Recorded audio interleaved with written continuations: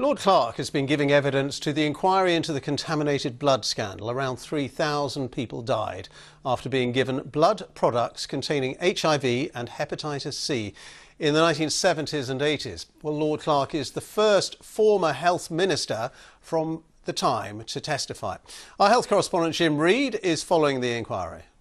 This inquiry in the building behind me has been examining events that happened 40 or 50 years ago but are still having an effect today. One group particularly affected are around 4,500 people with the blood disorder Hemophilia. Some were young children at the time and they were infected with viral hepatitis and HIV in many cases after being given these contaminated blood products. Now, Ken Clarke, now Lord Clarke, was the chief NHS person in charge of that health policy around that time at the beginning of the 1980s when the first reports of a crisis around AIDS emerged.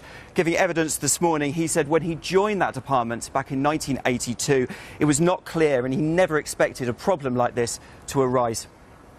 The whole setup, the structure, was a completely shambolic bureaucracy, which is why blood products, which was a comparatively calm area, until it had this horrendous problem that took us all by surprise when a new disease and new infection started emerging, was a quiet little part of all this. It was it's very big because of the tragedy. Now, big this inquiry.